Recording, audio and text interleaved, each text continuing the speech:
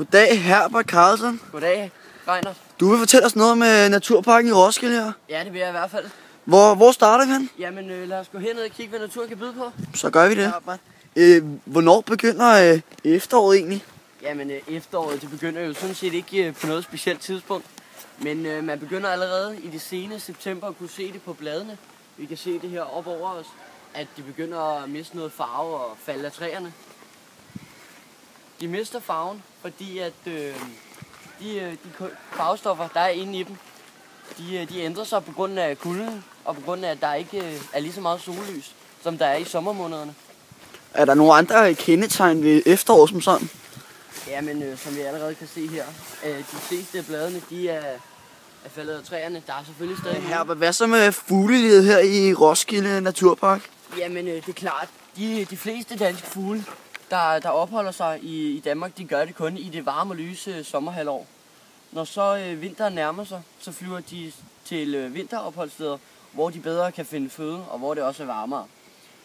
Så når det danske forår det så nærmer sig igen, så vender de også tilbage til Danmark, hvor de så igen bliver indtil vinterhalvåret nærmer sig igen. Hvad så, de ser, der ikke ved, hvad trækfugl er.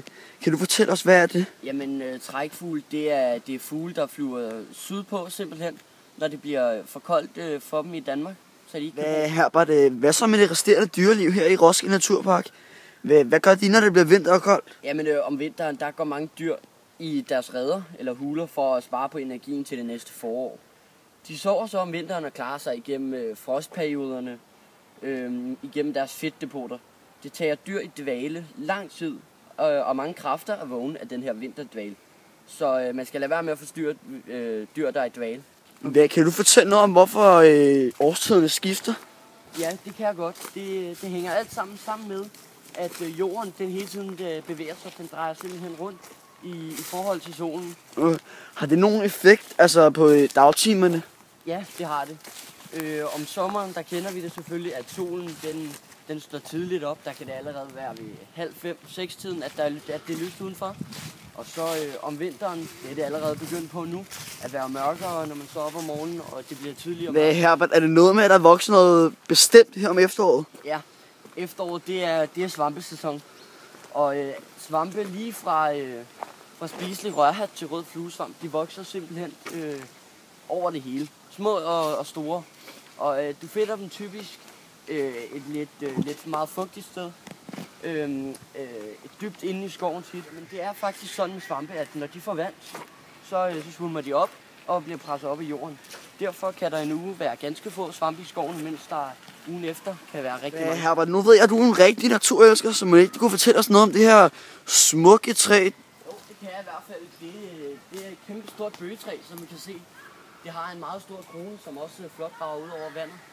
Der vokser så en lille frugt på den, der kaldes bog. Den er her.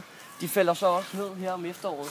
Og der er bog inde i de her skralder, der beskytter dem, så man rent faktisk kan spise. Det er et stort træ, jeg vil skyde på. Det er omkring 30 meter højt, sådan cirka.